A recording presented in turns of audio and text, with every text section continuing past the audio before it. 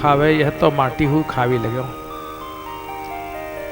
ग्वाल बालन के हिस्सा में कुछ कम दियो होगा, सो पकड़ के मैया के सामने ले जाके ठाड़ो कर दियो। मैया आज तो कन्हैया ने माटी खाई, माटी है तेने माटी खाई की वस्तु है। भगवान की आंखन में आंसू आ गए। मैया मैया तुम वो मारियो मत, देख सब झूठ बोल रहे, मैंने माटी नहीं खाई। नाहम भक्षितवानंब पश्चिमे मुखम, मैंने माटी नहीं खाई।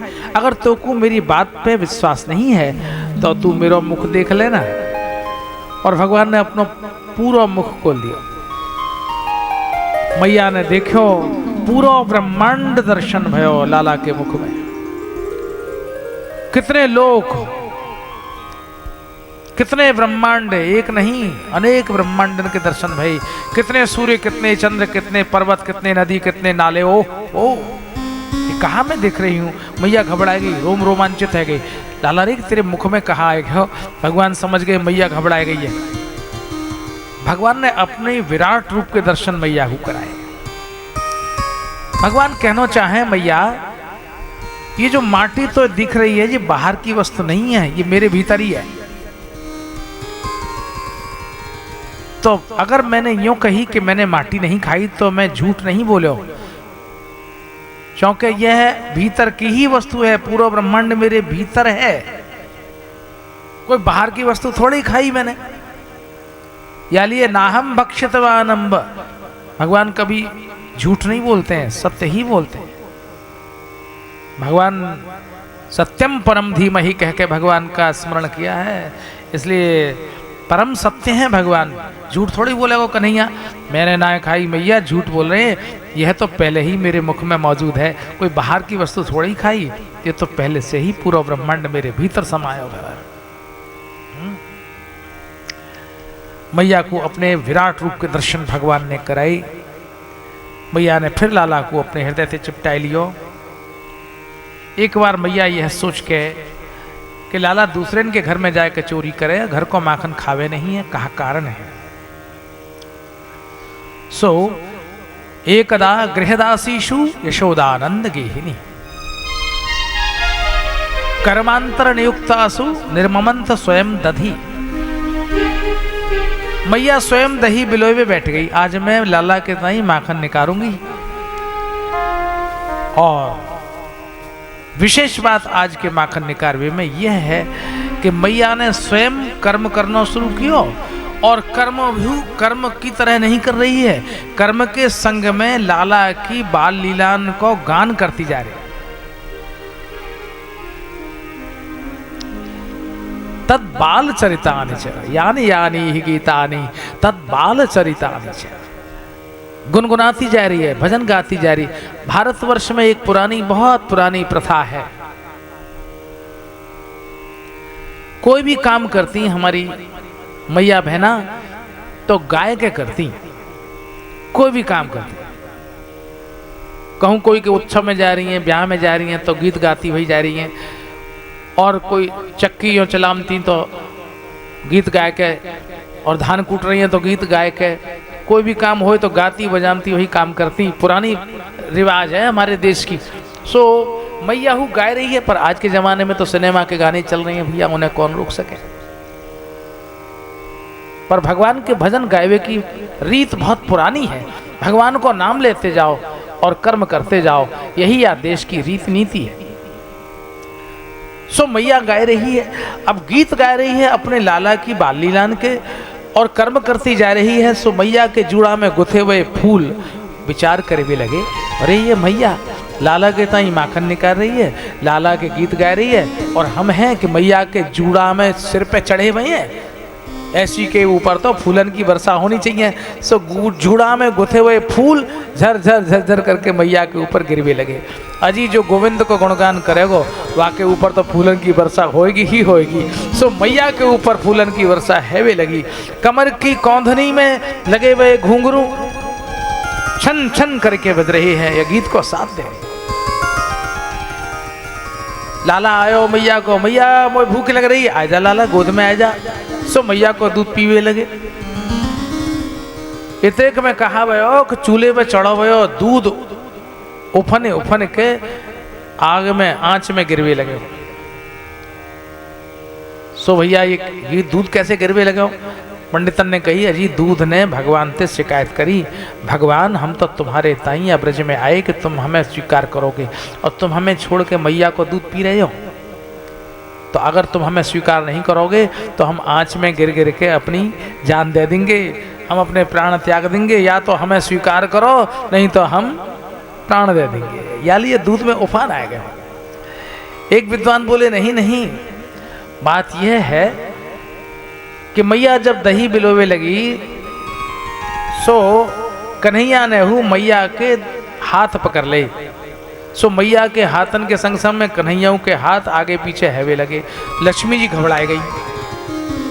लक्ष्मी जी ने विचार किया कि एक बार जब समुद्र मंथन भयो और देवता और असुर समुद्र मंथन कर रहे हैं, वास्तव में भगवान हु सूक्ष्म रूप में दोनों तरफ लग गए। तो क्षीर सिंधु के मथवे थे वास में लक्ष्मी को प्राकट्य भयो, लक्ष्मी को जन्म भयो। अब लक्ष्मी ने विचार कियो एक बार समुद्र को मंथन भयो तो मेरो जन्म भयो, अब के मैया दही बिलो रही है, दूध बिलो रही है और ठाकुर जी ने अपना हाथ लगा दियो है, कहूँ दूसरी लक्ष्मी को जन्म न है जाए, मेरी सौत आ जाएगी तो मैं कहाँ जाऊंगी। सो लक्ष्मी घबराए गई, कछु लीला करनी चाहिए। सो लक्ष्मी ने तुरंत दूध में उफान एकदम तिला दियो, दूध उफन उफन के गिरवे लगो। मैया बोली अरे रे रे रे रे, देखो तो चूल्हे पे दूध में उफान आ गयो। सो मैया ने लाला को गोदते उतार दियो और दूध उतारे हुए ताई चल दी। ऐसी भाव बहुत से विद्वानियों के हैं। अब लाला को तो उतार दियो, मचल गयो कन्हैया और कहवे लगे मोह मैया तेने उतार दियो, अच्छा अब ही ले। सुमई रखो लोढ़ा पत्थर को, वही उठा लियो और मटकी को निशानों ताक के जो खींच के मारो, सो मटकी टूक टूक है के बिखर गई, पूरा गोरस फैल गयो। मैया आई, अरे कन्हैया जी कहा अब तक तेने घर में हूँ उपद्रव करना शुरू कर दिया, आज मैं तो दंड दूंगी। जा उखल के ऊपर चढ़ के ये छींकाते मटकी उतार रहे, वो गिर के फूटी गई। मैया ने उखल लियो और रस्सी ले आई, लाला को बांधवे लगी। सो 2 अंगुल छोटी पड़ गई और रस्सी ले आई, दामे गांठ मार के फिर बांध रही है, फिर छोटी पड़ गई, फिर और ले आई, फिर बांध रही है, खटिया को बांध ले आई, घर की सब रस्सी ले आई, अपना चुटीला निकाल लियो, वो बांध दियो वहां में। मैया के माथे पे पसीना आ गयो। ठाकुर जी ने सोची मैया थक गई है, हार गई है, संसार में कोई भगवान को बांध नहीं सके, और बांधना हो तो केवल एक काम करना होगा, भगवान को बांधे में हमेशा 2 अंगुल की कमी पड़ जाए। अगर ये 2 अंगुल पूरे हो जाए तो भगवान आसानी से बंध जाए। कौन से 2 अंगुल? एक ममता को, एक अहमता को, एक मैं और एक मेरो। जीवन ने मैं और मेरो जब तक अपने साथ में लगाए रखो तब तक भगवान वाके साथ बंध नहीं सके। अगर भगवान को बांधना है तो मैं और मेरे की दूरी खत्म कर दो, संसार को मैं और मेरा छोड़ दो और ठाकुर जी को अपने पास में बुला लो, दौड़ के आ जाएगा और हाथ आगे कर देगा, ले बांध लो। सो मैया ने लाला को उखलते बांध दियो। मैया तो काम में जुट गई, उखल खींचते भये भगवान आंगन में गए। आंगन में ठाड़े 2 अर्जुन के वृक्ष, ये नलकुवर और मणिग्रीव कुबेर के 2 पुत्र, इन्हें नारद जी को साप लगे हो वृक्ष बन जावे को। ये दोनों ही शराब पी के उन्मत्त है के जल में स्नान कर रहे, नंगे निर्वस्त्र है के नारद जी आए तो इनमें नेकू लज्जा नहीं आई। सो नारद जी ने साप दे दिया, मूर्खो तुम्हारे अंदर नेकू लज्जा नहीं है, ठाड़े हो जैसे वृक्ष खड़े होए, मैं साप दूं, जाओ तुम पेड़ है जाओ। सो नारद जी के साप के कारण ये दोनों नलकू और मणिग्रीव पेड़ है गए। पर फिर वही बात जो मैंने आपसे निवेदन करी कि संतन को साप हु कल्याणकारी हुए है। दोनों पेड़ तो है गए पर कहाँ के पेड़ भये? कहूँ गंदे नाले के पेड़ ना भय, कहूँ किनारे जाए के उगे आते, कोई ऐसी वैसी जगह पोखर के पेड़ ना भय, ये नंद बाबा के आंगन के पेड़ है। और पूरी दुनिया तो ठाकुर जी की परिक्रमा करे, पर इनको भाग्य तो देखो ठाकुर जी इनकी परिक्रमा करे। नंद बाबा के आंगन में ठाड़े हुए यह पेड़ और ठाकुर जी चारों ओर घूम घूम के परिक्रमा देते भाई, रुंझन रुंझन पायल बाजे और घुटने घुटने चल के सबको मनमोहें। ऐसे इन वृक्षन को सौभाग्य तो देखो, जैसे ही भगवान इन दोनों वृक्षन के बीच में थे गुजरे, वैसे ही भर भराए के पूरे पेड़ गिर पड़े। भारी शब्द भयो और पेड़न में से प्रकट भये दो सुंदर दिव्य भव्य पुरुष, नलकुवर और मणिग्रीव, हाथ जोड़ के भगवान की स्तुति करने लगे। हे भगवान, आज हम धन्य भय, अच्छा भयो जो नारद जी ने हमें साप दियो। अगर साप न दियो होतो तो आज हमें आपके दर्शन कैसे भय होते। हम आपसे एक ही बात मांगे, वाणी गुणानुकथने। शरीर में जो इंद्रियां हैं, इंद्रियों का उपयोग कहाँ है। नलकुवर मणिग्रीव कहे हैं, हे भगवान, वाणी गुणानुकथने श्रवणौ कथाया हस्तौ च कर्मसु मनः तव पादयोर्नः।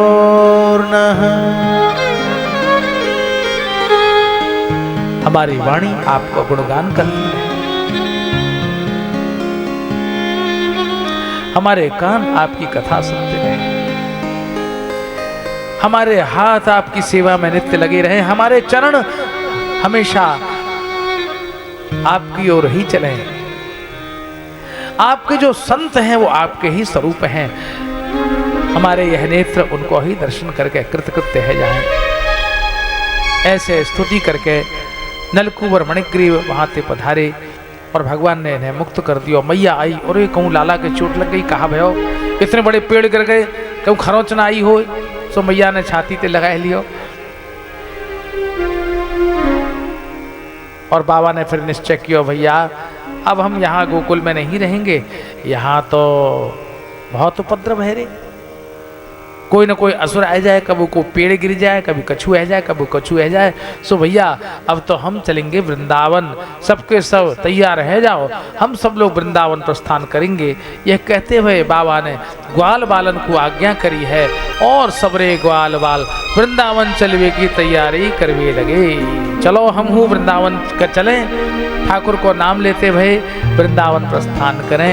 बड़े आनंद थे, मेरे संग गाते बजानते भय वृंदावन चलेंगे और मन से वृंदावन पहुंच जाएंगे, या में कोई संदेह ना है।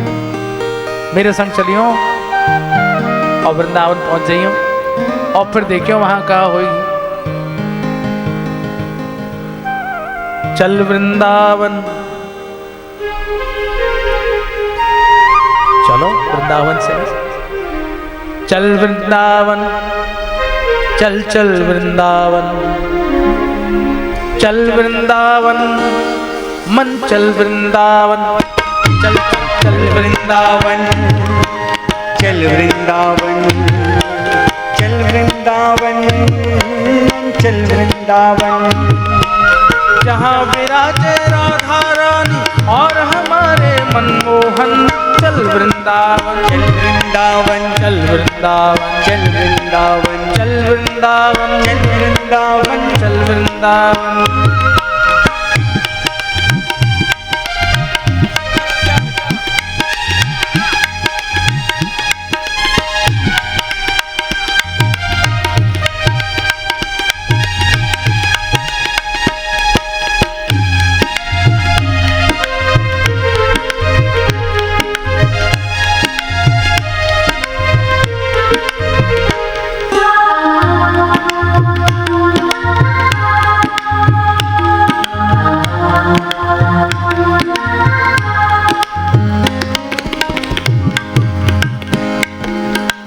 जहाँ बहे श्री यमुना मई, जहाँ बहे श्री यमुना मैया, जहाँ बहे श्री यमुना मैया, जहाँ बहे श्री यमुना मैया, बंसीवट की शीतल छैया, बंसीवट की शीतल छैया, बंसीवट की शीतल छैया, बंसीवट की शीतल छैया, ग्वाल वाल जह गोपी गैया, ग्वाल वाल जह गोपी गैया, बंसी बजैया किशन कन्हैया, जहाँ है जीवन धन।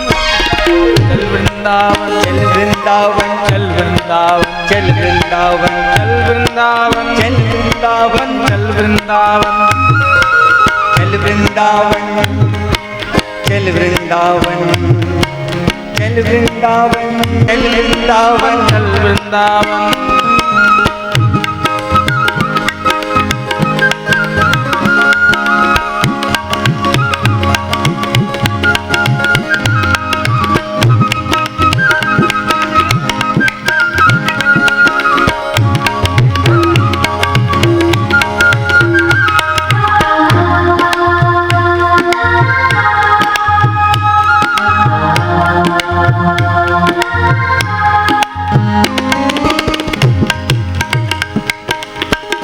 धन्य भवन कुंज गली गलिया रे, धन्य भवन मंदिर चौबारे, धन्य भवन मंदिर चौबारे, उपवन कुंज गली गलियारे, उपवन कुंज गली गलिया रे, सूरज चंदा और सितारे, सूरज चंदा और सितारे, जिनकी नित आरती उतारे होके भाव मगन।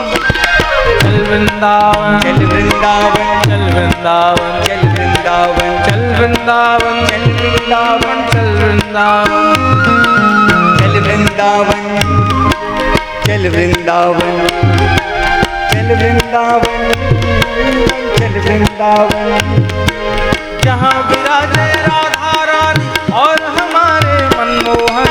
चल वृंदावन, चल वृंदावन, चल वृंदावन, चल वृंदावन, चल वृंदावन, चल वृंदावन, चल वृंदावन।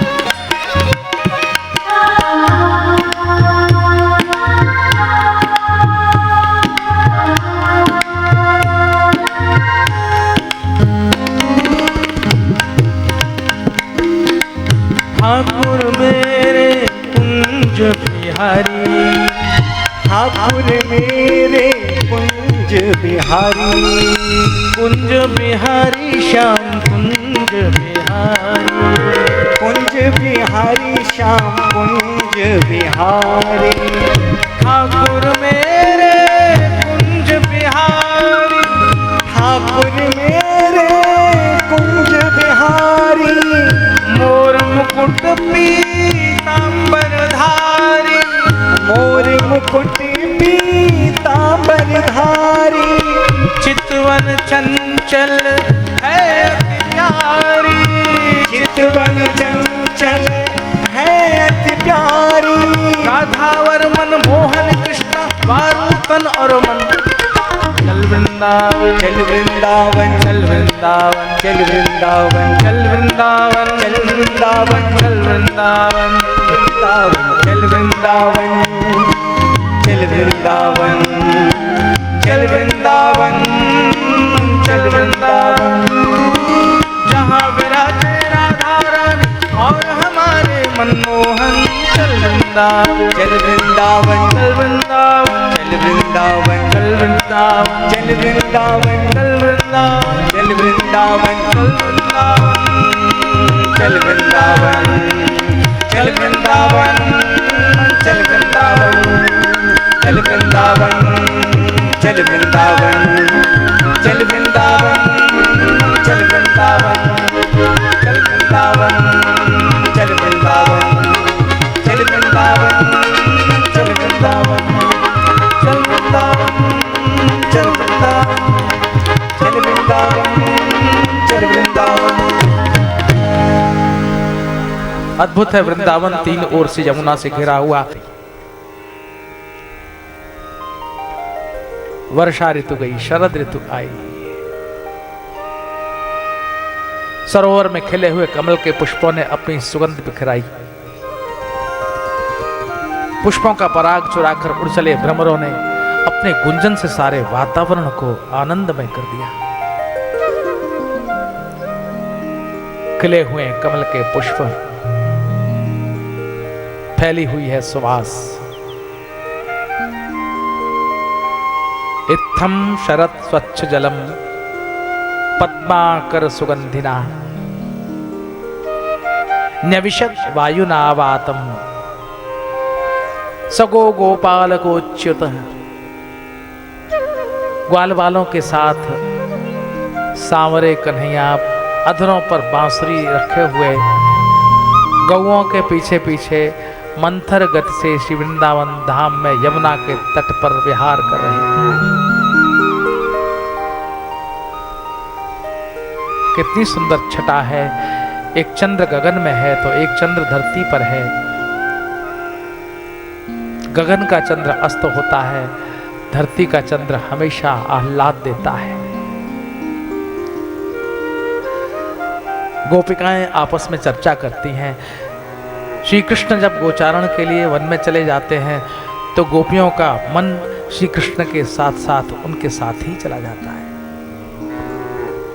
आपस में चर्चा करती हैं, रे सखी देख तो सांवरे की कितनी अद्भुत छटा है। माथे पर मोर मुकुट है, अधरों पर बांसुरी है। ये बजती है तो सबको आकर्षित करती है। जड़ और चैतन्य सब झूमने लगते हैं। गगन में छाए हुए मेघ भी एक क्षण को स्थिर से होकर बांसुरी की ध्वनि सुनते हैं। बहता हुआ पवन भी एक क्षण को ठहर जाता है। गायों के बछड़े कान खड़े करके बांसुरी सुनते हैं। रे सखी देख श्याम सुंदर की ऐसी अद्भुत छटा। बर्हा पीडम नटवर वपुः कर्णयोः कर्णिकारम् विभ्रद्वासः कनक कपिशम वैजयन्तीं च माला रंध्रान् वेणोरधर सुधया पूरयन् गोपवृन्दैः वृंदारण्यं स्वपदरमणं प्राविशत् गीतकीर्तिः। बांसुरी बजती है, ग्वाल बाल ताल पर ताल देते हुए श्याम सुंदर के पीछे पीछे श्री कृष्ण के यशोगान करते हुए चले जा रहे हैं। री सखी देख तो वो नंद का लाला आ रहा है। सखी है नंद तनय आगच्छति मंदम मंदम मुरली रणनैः समधिक सुखम प्रयच्छति। सखी है नंद तनय आगच्छति, वो नंद का लाला आ रहा है। भैरव रूप पापी जनानाम सताम सुख करो देव है कलित ललित मालती मालिक है सुरवर वांछित सेव है। सखी है नंद तनय आगच्छति। जहां बांसुरी बजी नंद के लाल के आगमन की सूचना मिल जाती है। वो आ रहा है श्याम, वो आ रहा है कन्हैया। बस गोपिकाओं का मन उचाट हो जाता और श्री कृष्ण के पीछे ही पीछे चला जाता। बांसुरी श्री कृष्ण की प्रिया है, गोपियों की सौत है। अच्छा नहीं लगता गोपिकाओं को। कभी कभी चुरा लेती हैं बांसुरी, कभी कभी पूछती हैं बांसुरी से, री बांसुरी तू हमारे सांवरे की इतनी प्रिया कैसे हो गई? हमारे श्याम सुंदर के कर कमलों की शैया पर सोती है सांवरे के अधरों का तकिया लगाती है। श्याम सुंदर अपनी उंगलियों से तेरे चरण दबाते हैं और रात में भी जब सोते हैं तो तुझे अपने हृदय से लगाकर सोते हैं। बांसुरी, तूने कौन से ऐसे पुण्य किए तो श्याम सुंदर एक पल के लिए भी तुझे छोड़ते रहे। कहा बांसुरी ने, गोपियों, थोड़ा सा ही फर्क है। इस देह में भी 9 छिद्र हैं और बांसुरी में भी 9 छिद्र हैं। जीव के देह में आंख, नाक, कान, मुख इत्यादि 9 छिद्र हैं, 9 द्वार हैं शरीर में। और बांसुरी में भी 9 ही द्वार हैं। 2 छिद्र ऊपर हैं जहां से बजती है, 6 छिद्र बीच में हैं जहां पर उंगली की फिरत होती है, और 1 छिद्र नीचे जहां से फूंक वायु का प्रकंपन होता है और निकलती है, स्वर निकलता है। ये 9 छिद्र बांसुरी में भी हैं और 9 छिद्र इस जीव में भी हैं। देखने में बड़ी समानता है बांसुरी और जीव में, किंतु थोड़ा सा फर्क है। ये देहधारी 9 छिद्र वाला जीव जब गाता है अपना गीत गाता है। बांसुरी ने कहा, मैं जब गाती हूं गोविंद का गीत गाती हूं। यह देहधारी जीव मनमाना गीत गाता है, अपनी मर्जी से गाता है, अपनी धुन गाता है। बांसुरी ने कहा, मैं वही गाती हूं जैसा गोविंद बजाता है। इसीलिए गोविंद का प्रिय वही हो सकता है जो गोविंद की फूंक के अनुसार गाए। गोविंद का प्रिय वो नहीं हो सकता जो अपनी मर्जी के अनुसार गाए। ये बांसुरी श्री कृष्ण की प्रिया हो गई और इसलिए हर पल गोविंद के पास ही रहती है। श्री कृष्ण उसे हमेशा अपने पास रखते हैं। जब बजाते हैं तो गोपियों का मन श्री कृष्ण के पास ही चला जाता है, रहता नहीं, रोके नहीं रुकता। अनुद्रुत चेतसा, ऐसी यह गोपिकाएं हैं। इति वेणुरवम राजन सर्वभूत मनोहरम। ये वेणु का रव, ये वेणु का स्वर समस्त भूतों के मन का हरण करने वाला है, मन को खींच लेता है। इस बांसुरी ने श्री कृष्ण के स्वभाव को ले लिया है। क्यों? जैसे श्री कृष्ण समस्त जीवों के मन को पकड़ लेते हैं। रास पंचाध्यायी में आप सुनेंगे, कृष्ण ग्रहीत मानसा निशम्य गीतम तदनंग वर्धनम व्रजस्त्रिय कृष्ण ग्रहीत मानसा। जैसे श्री कृष्ण गोपिकाओं के मन को पकड़ लेते हैं, वैसी ही तो ये बांसुरी है, ये सारे जगत के जीवों के मन को पकड़ती है। लेकिन इसमें ये गुण आया कहाँ से? तो कहा, गोविंद ने अपनी फूंक से, अपने प्राणों से इसमें चैतन्यता उत्पन्न कर दी और ये इतनी प्रभावशालिनी हो गई, इसके प्रभाव से सारा जगत इसके प्रति आकर्षित हो जाता है। इसलिए आकर्ण वेणु रणितम सह कृष्ण साराह। जो कृष्ण सार काले मृग हैं, जब बांसुरी की ध्वनि सुनते हैं तो कान खड़े होकर एक चैतन्य, मुख में कौर दिया हुआ है ग्रास का, मुंह खुला का खुला रह जाता है और ध्यान निमग्न होकर बांसुरी सुनते हैं। ऐसी है ये बांसुरी जो सबको भाव विह्वल करती है, श्री कृष्ण की ओर आकर्षित करती। यो यह बांसुरी और यह वृंदावन, ये श्री कृष्ण और ये मयूर जो श्री कृष्ण के मुकुट पर शोभायमान है, जिसका पंख। पहले इसको मयूर कहते थे, लेकिन ये मोर हो गया। मोर क्यों हो गया? मोर में कोई, मयूर में कोई खास बात नहीं है, इसमें सारे लक्षण बेकार हैं। तन विचित्र, शरीर बड़ा विचित्र है, बैलेंस्ड नहीं है। शरीर भारी है तो पैर पतले पतले बिल्कुल। अपने पैरों को देखकर यह मयूर रोता है। तन विचित्र, कायर वचन, बोलता है तो जैसे कोई कायर बोल रहा हो, डरपोक बोल रहा है। आही आहार, सर्प खाता है, सांप का भोजन है इसका।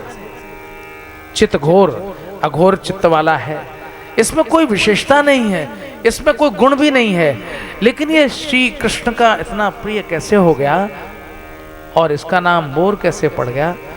तो कहा तन विचित्र कायर वचन अहि आहार चित्त घोर, जब ते हरि भई पक्षधर तब ते कह सब मोर मोर मोर। मोर माने मेरा है मेरा है मेरा है। अभी तक तो ये किसी का नहीं था, लेकिन भगवान ने जब से इसके पंख को अपने मुकुट में धारण कर लिया तब से सब लोग इसको मोर मोर माने मेरा मेरा मेरा कहने लगे। तो भगवान जिसको प्रेम करते हैं संसार का वो अपना हो जाता है। ऐसे यह बांसुरी, ऐसे ये श्री कृष्ण की छटा, गोपिकाएं श्री कृष्ण का ध्यान करती हैं, अपने चित्त को भगवान में ही तल्लीन कर देती हैं और उन्हें ही अपना परम प्रियतम मानती हैं। वहीं भगवान के पाने की इच्छा करती हैं, कात्यायनी देवी के मंदिर में जाकर प्रार्थना करती है, हे देवी हे मैया कात्यायनी महामाये महायोगिन्यधीश्वरी नंद गोप सुतम देवी पतिम में कुरुते नमः। नंद के लाला को हमारा पति बनाना मैया, हम तुम्हारा पूजन करती हैं। और ये गोपिकाएं जब जाती हैं यमुना स्नान करके, एक दिन तो भगवान ने इनके सारे वस्त्र हरण कर लिए। आहा गोपियों तुम्हारे वस्त्र हमारे पास, देखो श्याम सुंदर ठीक नहीं है, हमारे वस्त्र हमें लौटा दो। श्याम सुंदर ते दास्य है करवाम तबोदितम, हम तुम्हारी दासी हैं, तुम जो कहोगे वो हम करेंगे। लेकिन देहि वासांसि धर्मज्ञ नोचेद राज्ञे ब्रुवामहे, हमारे वस्त्र लौटा दो धर्मज्ञ, वरना हम बाबा से जाकर तुम्हारी शिकायत कर देंगे। श्याम सुंदर बोले जा जा कह दियो बाबा ते कहवे वारी आई, तू मेरी कहा शिकायत करेगी? तेने अधिकार का दुरुपयोग किया, तो को अधिकार मिले है यमुना जी में स्नान को, और यमुना जी में स्नान कर वे रोज आवे, पर अपराध भी कियो है वरुण देवता को। निर्वस्त्र तीर्थ जल में स्नान करना घोर अपराध है। वरुण देवता को तुमने अपराध कियो है। जब तक तुम दोनों हाथ जोड़ के वरुण देवता से क्षमा याचना नहीं करोगी तब तक हम तुम्हारे वस्त्र नहीं लौटाएंगे। और गोपी तो भगवान को अपना सर्वस्व मानती, सो उनने दोनों हाथ जोड़ ले और भगवान ने कही ठीक है तुम्हारे वस्त्र मैं तुमको लौटाऊं हूँ, और तुम्हारी जो भावना है वह भावना की पूर्ति एक दिन मैं अवश्य ही करूँगा। ये चीरहरण प्रसंग है, बहुत से लोग भ्रमित हो जाते हैं। और जैसे हमने आपको कहा था रामचरित्र सुनने के बाद ही कृष्ण चरित्र सुने, क्योंकि मर्यादा का जीवन में जब तक प्रवेश नहीं होगा कृष्ण चरित्र व्यक्ति को भरमा देगा, भटका देगा। ये जीव और ब्रह्म के बीच में एक पर्दा है, एक चीर है, एक वस्त्र है जिसको कहते हैं माया। आध्यात्मिक अर्थों में हमारे विद्वान कहते हैं जीव और ब्रह्म के बीच में जो माया का चीर है वो जीव स्वयं कभी नहीं हटा सकता, उसकी क्षमता नहीं। ये चीर, ये माया का चीर, ये माया का वस्त्र भगवान ही हरण करें तब जीव का ब्रह्म से मिलन होता है, वरना नहीं हो सकता। ये चीरहरण प्रसंग की विशिष्टता हमारे विद्वान वर्णन करते हैं। भगवान ने कहा एक दिन मैं तुम सबको धन्य करूंगा। गोपिकाओं को कृतार्थ किया, धन्य किया,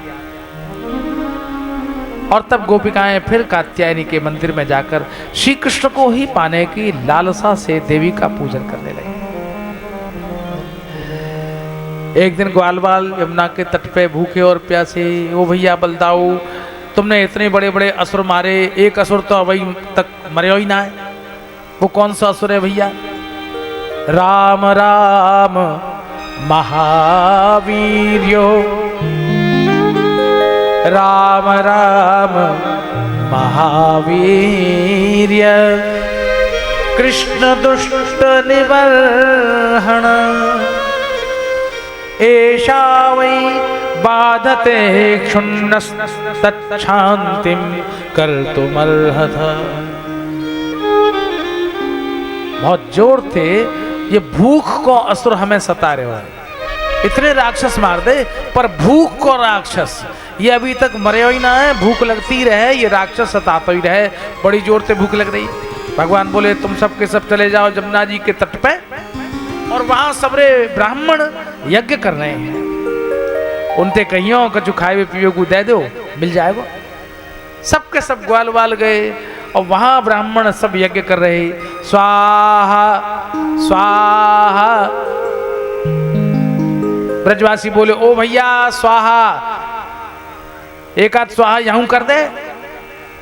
अपने अपने बोले को ढंग है, ब्रजवासी तो अपनी तरह बोले वा और कछु आवना अपने हिसाब से बोले, कोई समझे तो समझे और बुरा माने तो मान जाए, कोई बात ना है, पर भैया बोली ऐसी है तो कहा करें। ओ भैया स्वाहा। पंडित बोले कहा स्वाहा स्वाहा कर रहे हो, स्वाहा तो हम कर रहे हैं। बोले हम यही तो कह रहे हैं तेरा नाम स्वाहा ही तो है, एक स्वाहा यूं डाल दे, एक आहुति, भूख लग रही है बड़ी जोर से। अभी नहीं मिलेगा, यज्ञ भगवान का भोग लगेगा, प्रसाद बनेगा, फिर बटेगा, कितनी देर लगेगी, अभी तो बहुत देर है। वाह भैया रे भूख तो अभी लग रही है और तू पीछे देगा जब तक तो मर लेंगे।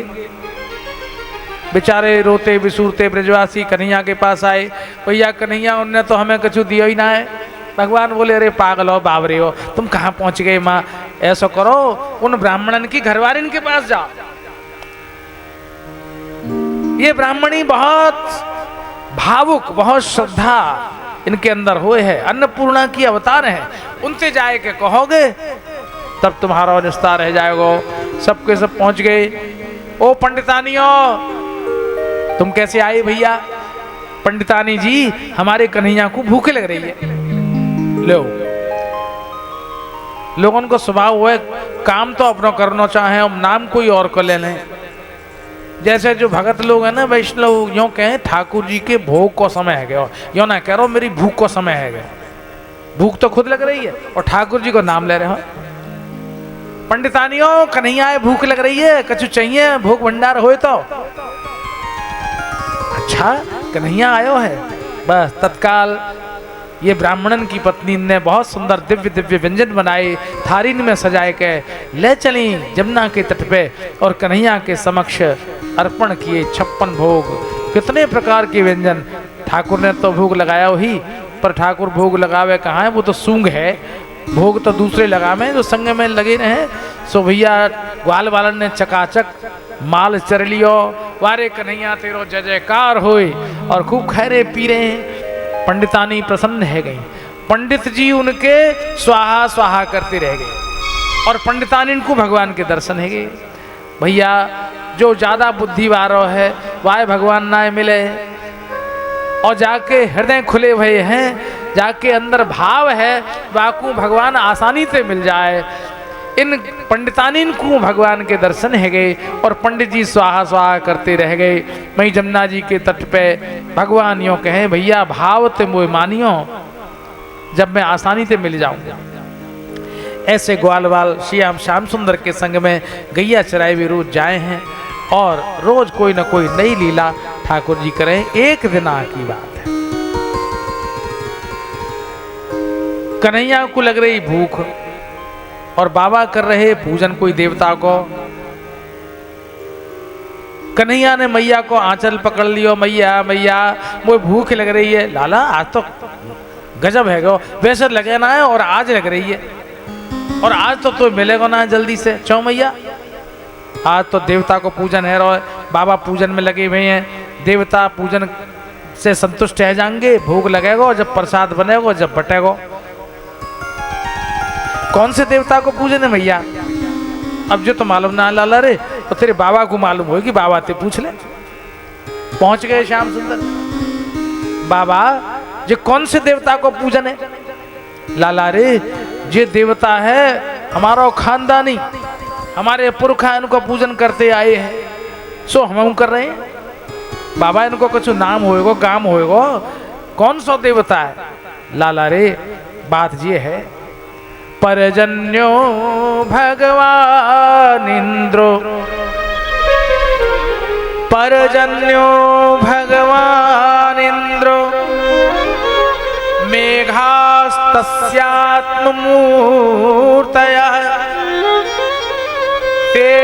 विमर्शन्ति भूतानां प्रीणनं जीवनं पयः। लाला रे ये इंद्र देवता है, और ये जो बादर हैं ये इंद्र देवता के ही स्वरूप हैं। तो इंद्र देवता प्रसन्न होंगे तो बादर बरसेंगे, मेघ बरसेगा, और फिर खेती होएगी, धन धान्य होएगा। अच्छा बाबा, भगवान मन में सोचने लगे कि या इंद्र देवता के बाप को बाप में, और मोह लग रही है भूख, मोते पहले जी कैसे भूख लगाए ले वो सारे अवई ठीक कर दो। भगवान तो भगवान है, और ब्रज में ठाकुर की चले और कोई की ना चले। श्याम सुंदर बोले बाबा तुमने कबू या देवता के दर्शन करें? लाला रे दर्शन तो नहीं करे। तो हमारे पुरखान ने कबू दर्शन करें? पुरखान ने नहीं करे। तो जा देवता के तुमने दर्शन ही नहीं करे, वह देवता को पूजन कर रही हो, जो तो कोई बात नहीं रही। मैं तुम्हें ऐसा देवता बताऊं जो प्रत्यक्ष प्रकट है के दर्शन देगो, और जे देवता तो कछु खावे ही ना है, और हमारा जो देवता है ऐसा भूखे हो वह खवा लो, और जितना चाहो उतना खा लेगो, 56 भोग लगा लेगो। अच्छा रे लाला वो कौन सा देवता है? श्याम सुंदर बोले वो देवता है गिरिराज महाराज, गोवर्धन महाराज है। अच्छा लाला रे, जे देवता को नाम तो मैंने कभी सुने ही ना है। ना सुने हो तो अब सुन लो बाबा। और फिर ठाकुर जी ने निर्देश किया सबरे ग्वाल बालन को, भैया आ जाओ, आज एक नए देवता को पूजन होएगा।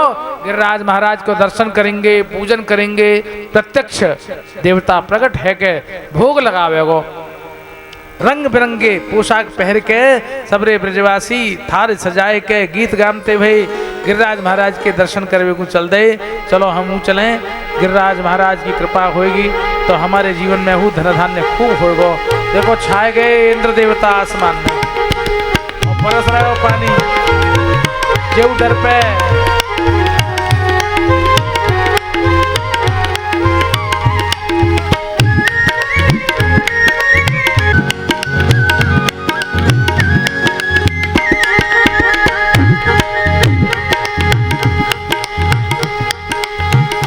मैं तो गोवर्धन को जाऊं मेरी भी नाय माने मेरो मन।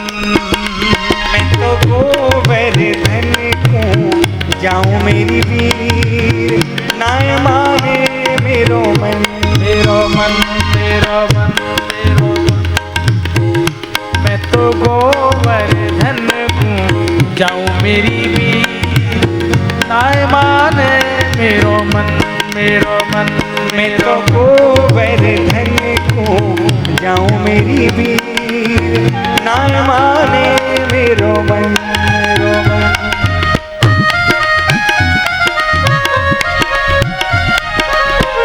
बोलो गिरिराज महाराज की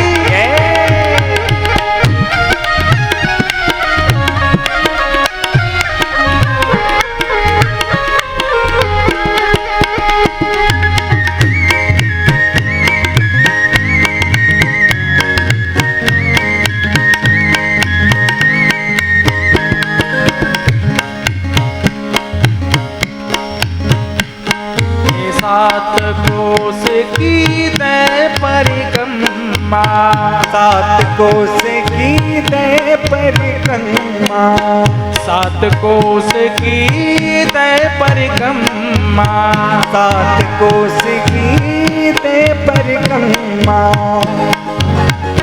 मैं तो मानसी गंगा नाऊ मेरी भीर, नाय माने मेरो मन, मेरो मन, मेरो मन।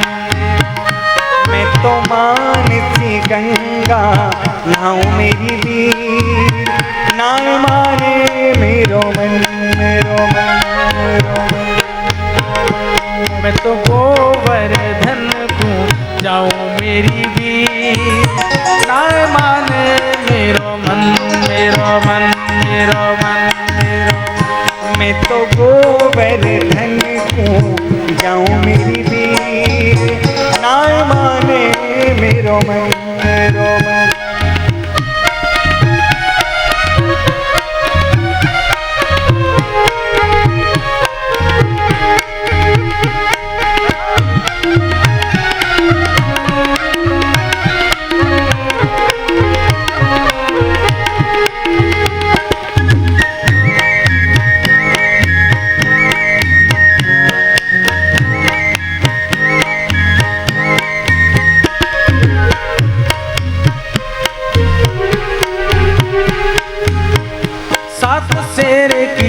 करी रे कन्हैया, सात शेर की करी रे कन्हैया, करी रे कन्हैया, ये करी रे कन्हैया। सात शेर की करी रे कन्हैया। मेरो मन, मेरो मन, मेरो मन।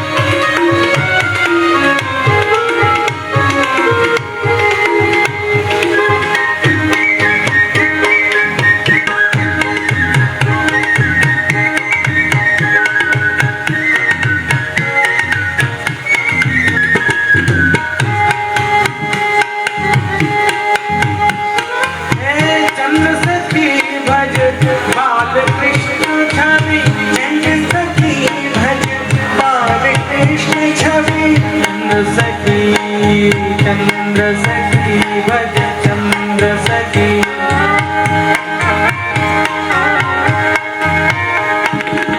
चंद्र सखी बाल कृष्ण छवि, बाल कृष्ण छवि। मैं तो हरि चरणन चित लाऊं मेरी भी, नाय माने मेरो बन, मेरो बन, मेरो बन, मेरो बन। मैं तो हरि चरणन चित लाऊं मेरी भी, नाय माने मेरो मन, मेरो नाय माने मेरो मन, मेरो मन, मेरो मन, मेरो मन। मैं तो गोविंद को जाऊंगी, नाय माने मेरो मन, मेरो मन, मेरो मन, मेरो मन। मैं तो गोवर्धन को जाऊंगी, नाय माने मेरो मन, मेरो मन, मेरो मन, मेरो मन, मेरो मन, मेरो मन, मेरो मन, मेरो मन, मेरो मन, मेरो मन। गिरिराज महाराज की पूछनी के लौटा की, जतिपुरा मुखारविंद की, श्री चंद्र सरोवर की, श्री कुसुम सरोवर, श्री राधा कुंड की, श्री कृष्ण कुंड की, श्री राधा वाले बाबा की जय जय श्री राधे श्याम। आखिर को मीच लो। अब गालवाल बोले कन्हैया आखिर को मिचलेंगे तो दर्शन कैसे होंगे। कन्हैया बोलो मैं जब तारी बजाऊं, जब आंख खोलियो देख लो कैसा मंदिर को मालूम पड़ जाए मैं ठाकुर का पूजन है, गिरिराज महाराज की महिमा का बखान है। एक आध ग्वाल विचार करवे लगे हो, ये कन्हैया आने जाने कहा लीला करे जब कुछ ठिकाना तो होता है। तो गरियान की झुरी में तो देखने लगे हो कहा है। श्याम सुंदर बोले देखो गिरिराज नाराज है, जाओ गिरिराज महाराज। जब मैं ताली बजाऊं जब खोलियो तो सबने आंख बंद कर ली, और जैसे ही श्याम सुंदर ने ताली बजाई वैसे ही चट चट चट बोलो गिरिराज महाराज। प्रत्यक्ष गिरिराज महाराज प्रकट है गए, प्रत्यक्ष दर्शन है अद्भुत। इंद्र ने विचार किया, इंद्र तदात्मन पूजा विज्ञान विहताम नृप। इंद्र ने विचार किया आज मेरी पूजा बंद करके कोई नए देवता को पूजा, और सामर्थ्यकालीन प्रलयकालीन सामर्थ्यक मेघन को आज्ञा दी है, जाओ पूरे ब्रज को जलमग्न, बादल छाएंगे आसमान में और ऐसी बरखा भई पूरा ब्रज डूब गया और 84 कोस ग्वाल वाल भाजने लगे। बाबा आप कहाँ होएगी? बाबा बोले करी गोपाल की सो हो भैया, कन्हैया नहीं नयो देवता को पूजन करायो कोई जाने। कन्हैया बोले और चिंता मत करियो, जिन गिरिराज को हमने पूजन करने को विचार किया है कोई गिरिराज हमारी रक्षा करे। आ जाओ सबके सब ले आओ माल असवा, कोई खटिया ले आयो, कोई लठिया ले आयो, कोई लुटिया ले आयो, कोई बिस्तर ले आयो, कोई बक्सा ले आयो, अपने अपने घर को माल असवाब लेके मूड पे धर के दौड़ो सुबह आए। अब कहाँ जावे? अरे कहाँ जावे? आ जाओ गिरिराज को धारण कर लियो। बोलिए श्री गिरिराज धारण की। एक दिन नहीं, 2 दिन नहीं, 7 दिन तक लगातार बरसात भई। महाराज की तलेटी में भगवान श्याम सुंदर की छत्र छाया में ठाड़े हैं के एक हूँ बाल बाल को बाल बांकुओ नहीं भयो, सब आनंद से मौज कर रहे हैं छाया। 7 दिन तक बरसात भई है। इंद्र ने विचार किया अब तो पूरा ब्रज डूब गया हो, चल के देख लो चाहिए। आयो इंद्र और जैसे ही ब्रज में पहुंचो तो बाकी आंख फटी की फटी रह गई। और कैसा अद्भुत दृश्य! भगवान श्याम सुंदर को चक्र आसमान में घूम रहे हो और बरसते मेहुकुश से उठ रहे हो, और सबरे ब्रजवासी गिरिराज महाराज की तलेटी में गैया चला रहे हैं, बांसुरी बजा रहे हैं, गीत गा रहे हैं, दही माखन खा रहे हैं, मौज है रही है, कोई को कोई कष्ट नहीं है। तब इंद्र ने विचार किया मोते बहुत बड़ी भूल भई और श्री भगवान श्याम सुंदर के चरण में आए के गिर गए, हाथ जोड़ के प्रार्थना करी महाराज मोते बहुत भूल भई है। भगवान बोले इंद्र तो को अभिमान है गयो हो, तेरा अभिमान चूर करवे के ताई मैंने ये लीलाल सी। आज इंद्र भगवान की बड़ी सुंदर स्तुति करे हैं और भगवान श्याम सुंदर ने इंद्र के अपराध को क्षमा कर दिया। देखो ब्रह्मा जी ने ग्वाल बाल चुराए 1 वर्ष तक रखे अपने लोगों में।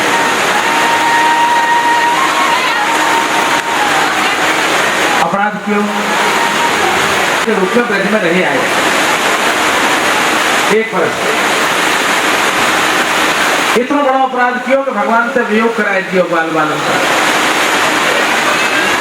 और 1 वर्ष पीछे ब्रह्मा जी आए तब हाथ जोड़ के भगवान की स्तुति कर लेंगे, हमें बड़ी भूल है गई महाराज क्षमा करिए। नौमी जते प्रवपुषे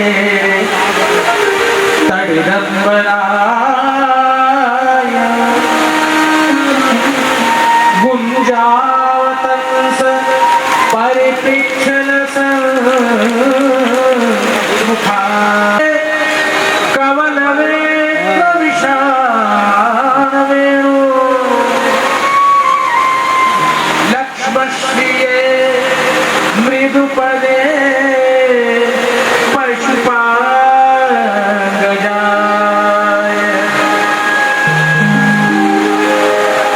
अहो भाग्यम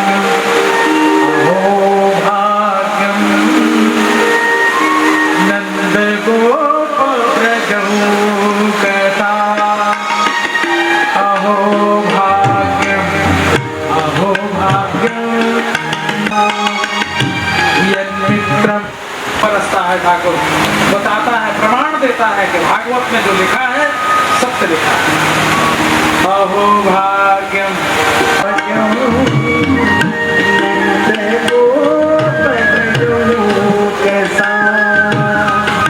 यन्मित्रम परमानंदम परमानंदम यन्मित्रम परमानंदम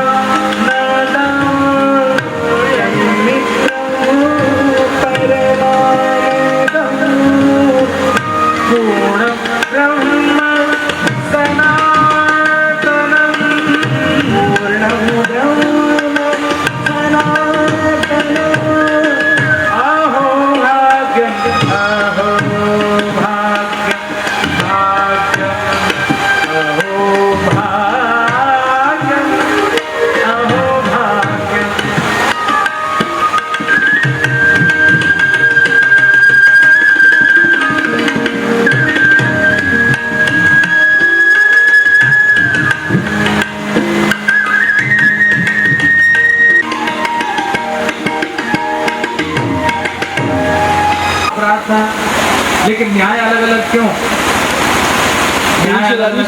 लाइट नीचे ला। कि ब्रह्मा ने ब्रजवासियों का अपराध किया तो ब्रह्मा ने 1 वर्ष तक ब्रजवासियों को भगवान से दूर कर दिया, लेकिन इंद्र ने जो अपराध किया, इंद्र ने 7 दिन तक ब्रजवासियों को भगवान का साथ दे दिया। 7 दिन तक लगातार ब्रजवासी भगवान के साथ में रहे, इसलिए ये अपराध अच्छा है और वो वियोग वाला अपराध अच्छा नहीं है।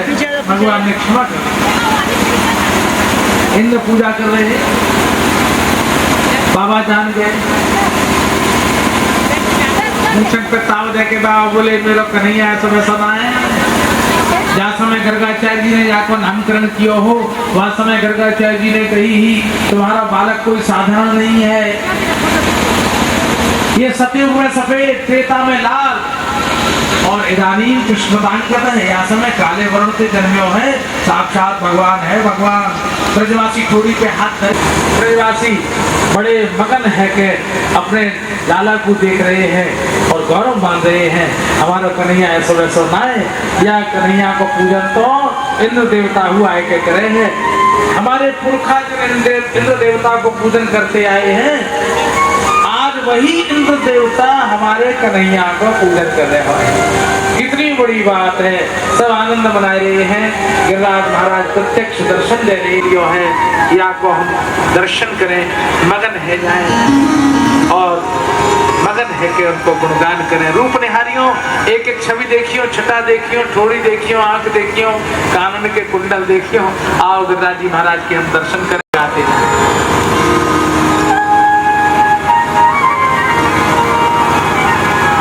श्री गोवर्धन महाराज महाराज तेरे माथे मुकुट विराज गयो, श्री गोवर्धन महाराज तेरे माथे मुकुट गयो, श्री गोवर्धन महाराज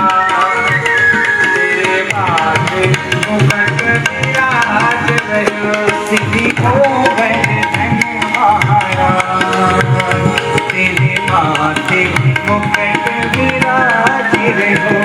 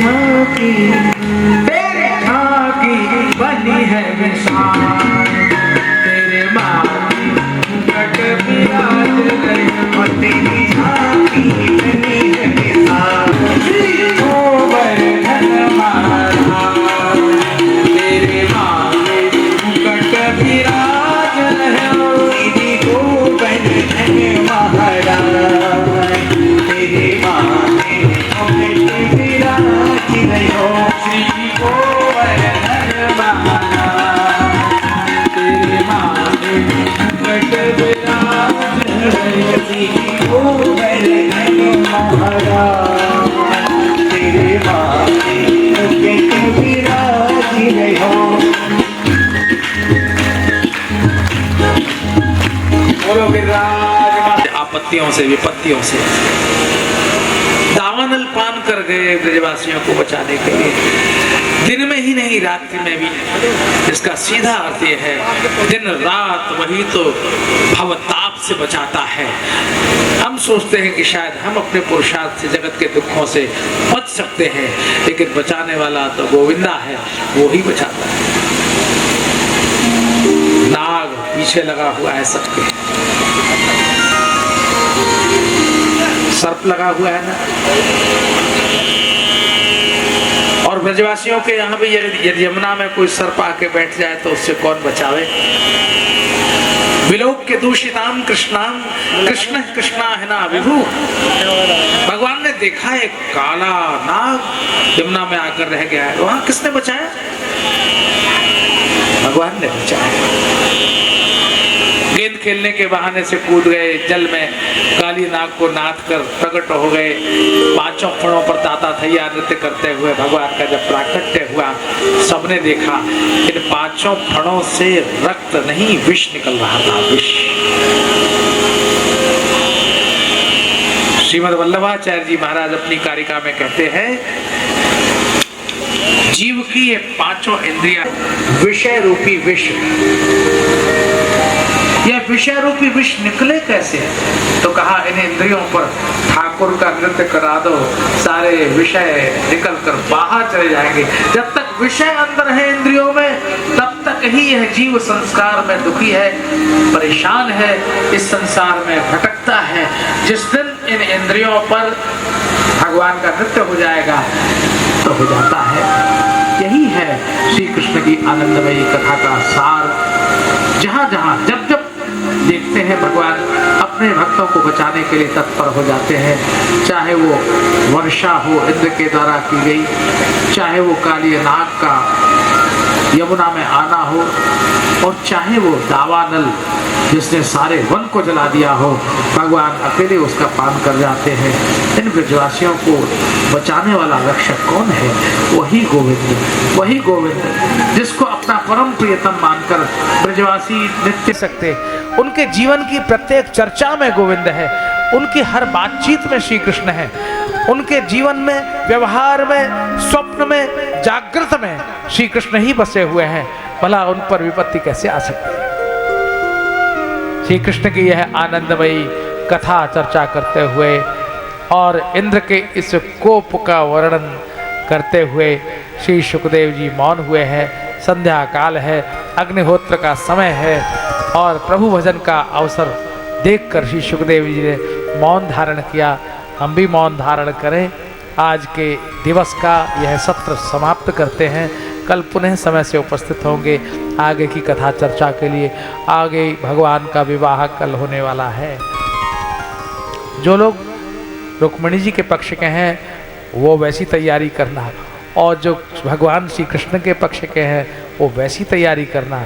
देखें कौन पक्ष भारी पड़ता है, भगवान द्वारकाधीश के पक्ष के लोग ज़्यादा हैं या रुक्मिणी जी के पक्ष के लोग ज़्यादा हैं। हालांकि रुक्मिणी जी के पक्ष के लोग तो द्वारका में थे ही नहीं, हरण करके भगवान ले आए थे। अब आज आप निर्णय कर लीजिए, कल तक सोच लीजिए और फिर कल देखते हैं कि रुक्मिणी जी के पक्ष के कितने लोग उपस्थित होते हैं और द्वारका में कैसी धूम होती है, कैसे विवाह होता है। और भी अनेक चर्चाएं, उद्धव गोपी संवाद है, श्री कृष्ण का मथुरा गमन है, उद्धव गोपी संवाद है और द्वारका गमन है, जरासंध इत्यादि के आक्रमण है। वो सारी चर्चाएं आपके समक्ष हम कल करेंगे। आज की कथा को यहाँ विश्राम देते हैं।